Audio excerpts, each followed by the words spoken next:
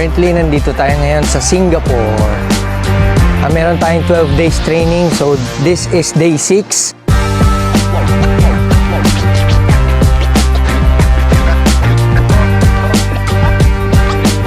Finally, nagkaroon tayo ng time para maka-side quest, makapunta tayo sa iba't ibang store ng motorcycle gear shop dito sa Singapore.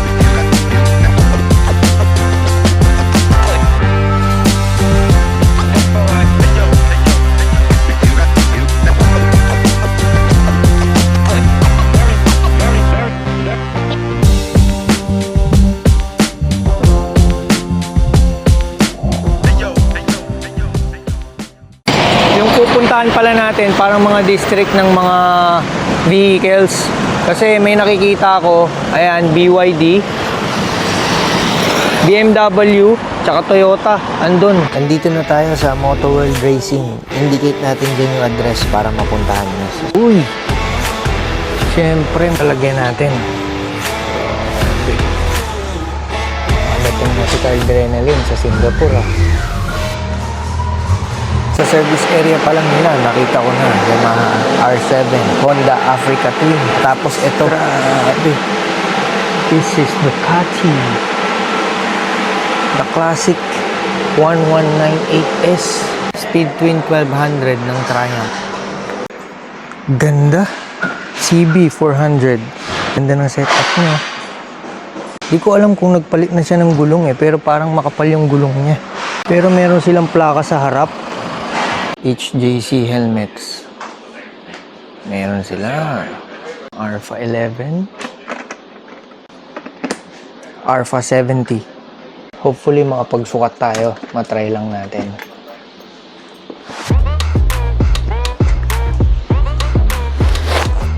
Malaki. Malaki masyado.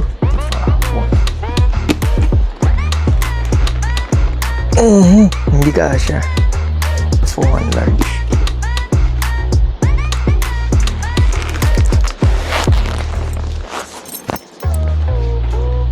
Look, ang cute.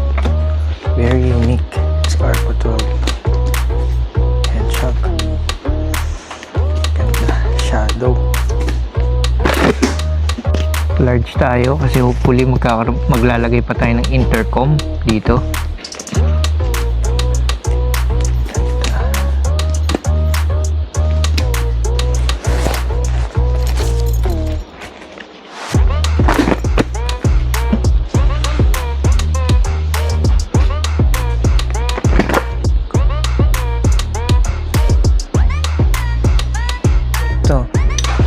Sonic Hedgehog. Parang iba yung color kanina. Different. Shoes. So, ayun ang mga prices.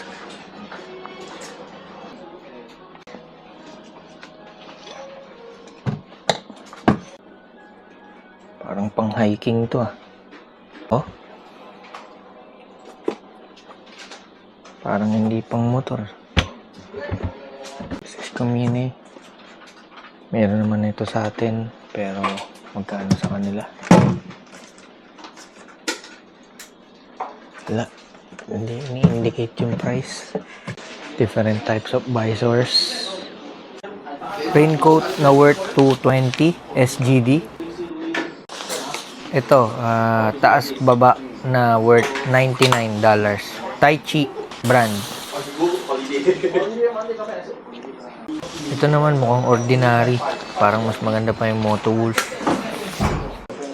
Ito naman mga riding jacket. Pero mostly ng mga binibenta nilang jacket, Tai Chi brand. Distributor siguro sila.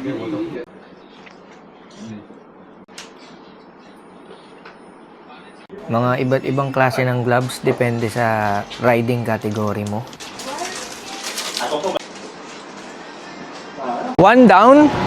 Nakita nyo naman guys yung Moto World Racing nila, pero ang kaibahan doon, hindi nakapaskil yung mga prices nila. Pero dito merong nearby na another shop na walking distance lang. Check din natin. So guys, parang 600 meters away lang dun sa pinanggalingan natin. Dito na tayo sa next stop natin, which is the Racing World. So tara, pasok tayo. Entry level Japanese helmets. Modular. Pastor yan. Tama. Ito Evo helmet, pero I don't think ito yung parang Evo natin sa Pilipinas. Yan. So maganda to ha. Malamig sa loob. Yan. Itong malupit. Mga LGB. Look. Premium helmet sila. Like, tinan mo to. K6. 979 Singapore dollar. Ano yung including GST? Hindi lang ako sure. Tatanungin ko na lang kung ano yung GST nila na sinasabi. Actually, ang ganda, no? Tapos ito sa Moto World natin, meron ito. Ito full face. Ng K1S Rossi 2001, 399. So, probably mas mahal siya dito. Pag kinonvert mo, like, mga 17K. Sa Moto World, nakita ko natin, parang 11,000 lang siya. Kapag nagdagdag ka ng iridium silver na visor, magiging 132 SGD, magdadagdag ka. Ito, grabe, oh. Pista GP, oh. Ayun yung mga sikat sa Asian. Sabi, mga limited edition, oh. Ito, AK3 Asia. Ayun yung mga meron sa atin, full face helmet. Ayan. 399 plus 141 kapag ka pinalitan mo ng visor na iridium gold. Ito, astig, oh. Parang naglalaro lang, eh. Oh.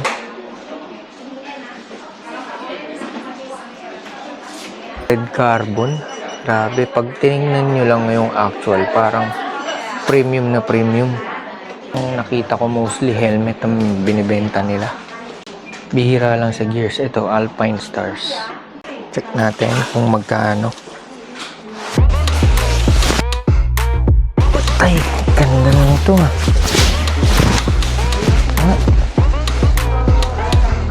Parang huli mo na sa akin.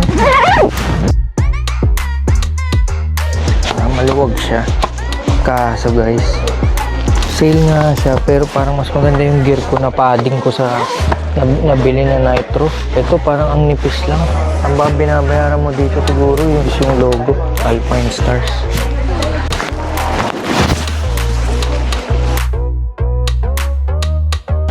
Ito parang bitin, no? Parang kusuman dito.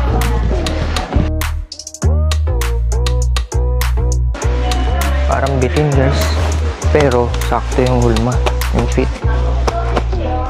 Hindi ko gusto yung padding niya. Ang presyo pala nito is 99 Singapore dollar. Convert na lang natin. Ito, try natin guys. Revit medium. Look, ayoko lang. No hood. Try yung hood. Yung sa akin actually. Nice, ha? Meron palang black nun. Ganda rin yung black. Yun ang presyo. 199 Singapore dollar. So, makikita nyo na lang dyan. Convert natin. Ipang tamad kasi wala nang zipper. Higpit tsaka luwag na lang. So, magkano siya? 249. So, magkano yun? Tinan nyo na lang.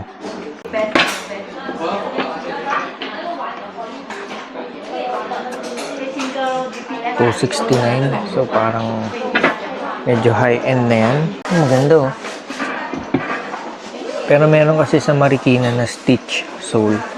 Hindi ko pa siya napupuntahan para ma-review natin. Pero ito, parang ganun din yung style, eh. Pero parang gum yung ano niya, yung sole. Ganda rin, ha. Pang classic, tapos may abang dito. So, meron silang mga Sena na intercom. Ang price, mga $899, dual pack, single pack, 499. Then Parani.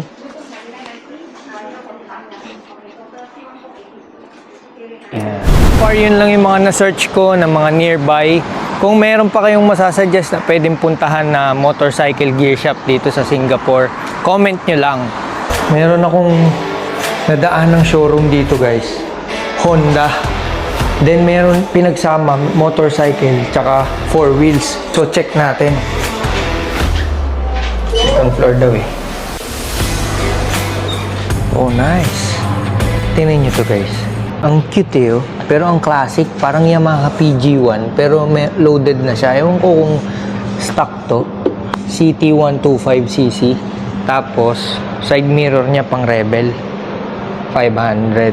Ano to? Parang extension or something. Tapos tinan mo, classic speedometer. Tapos, tinan mo yung upuan ng ano niya, OBR. Obviously, single cylinder yan. Pero ang lupit. Kargado. Ano to? TASIBI 1000? Grabe. Nice. Parang CB lang na pinalaki yung tangke. Pero same display, same technology, cockpit. Alam nyo kung ano yung quite disappointing dito? Is yung gulong niya. Ganito rin kakapal yung sa CB650. So man lang palaparin pa nila para sa 1000cc, di ba? Ito yung sinasabi ko guys. Tingnan mo yung 1000cc ng CBR. Ang kapal, di ba? Yung 1000cc ng naked bike. Mano man lang lakihan nila. Puan natin. Hindi talaga pang aggressive style yung position ko. Pero kung gusto kong maging pogi, tapos naka-helmet, kung pogi mo dito guys. Pogi mo dito. Iba rin eh. Hindi ako mga sports bike pero kapag inupuan mo yung sports bike, parang kakaiba eh. Parang may sayang dala pero mayroon ding disgrasyang dala to eh. Parang dadaling ka sa mabilis na mga ano nito, hindi ka pwedeng parang cruising lang dito. Actually, ang gaan niya. Ang gaan. Ang dali niyang i-maneuver. Pero ito parang meron na siyang nilagyan na spools. Ang bilis siguro nito. Ganda. This is the CB650R E-clutch. This one. Black, powder coated ng black. Less aggressive. Mas gusto ko yung seating position nito. Actually parang hindi nga siya sports bike tignan eh. Kaya pala tinatawag to sa atin na sports touring kasi hindi siya masyadong nakalin. Ngayon guys, nandito tayo ngayon sa famous rain vortex nila located sa Jewel Airport, mainly Terminal 1. Actually, ngayon ko lang to napuntahan itong terminal na to kasi yung training namin is sa Terminal 4 pa. Grabe, hindi mo akalain na yung airport nila merong ganito. Parang akala mo mall lang, sobrang laki. Meron siyang garden and rain vortex sa gitna. Tapos around it, mga mall. Di mo akalain na meron palang mga departure and arrival area dito. Paano? We have much time to explore the city. Samahan nyo ako. Tara guys.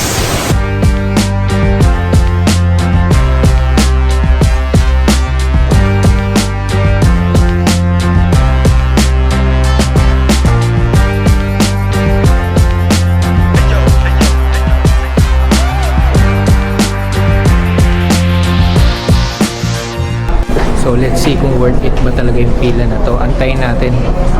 Wait tayo ng turn natin. Ganda ng pitik, no? Paano ko nakuha? Papakita ko sa inyo.